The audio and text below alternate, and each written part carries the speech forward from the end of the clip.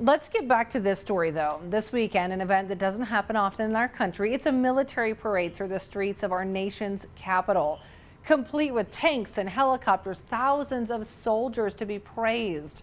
The parade officially marks the 250th anniversary of the Army. However, our Joe St. George explains the event has taken a pretty controversial and political turn. Democrats are vowing to boycott this and plan protests throughout the country.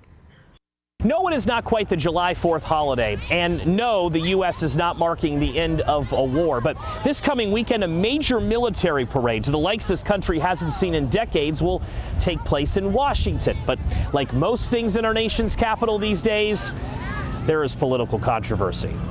The preparations are nearly complete for Saturday's grand and rare military parade in our nation's capital. Officially, it is to honor the U.S. Army and celebrate the military branch's 250th anniversary.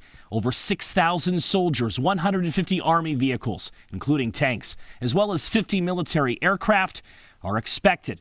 The parade will be the first time since the early 1990s that a military-style showcase like this will take place in Washington. President Bush hosted one at the conclusion of the Gulf War. On the National Mall, we found tourists excited for the event. I think it's fantastic. It's good to see what our military is capable of. But also found some who are skeptical. It'll be a sight to see.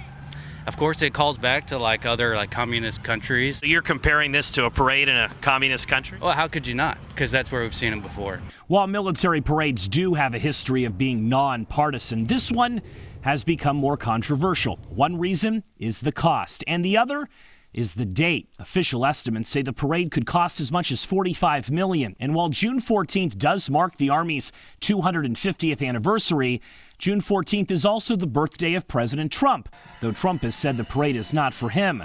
Democratic Congressman Jason Crow of Colorado is a former Army Ranger, but has no plans on attending.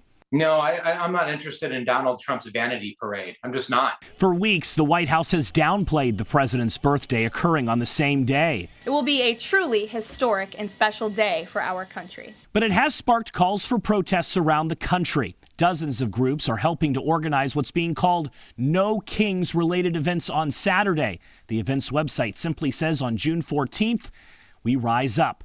As far as the president goes, Saturday's event will complete a nearly decades-long goal of hosting such an event. He first mentioned the idea in 2017 after attending Bastille Day events in France. As for the Army, leaders believe not only will this weekend help honor those who have served, but it will help with recruitment in the future. Joe St. George, Scripps News Group, Washington.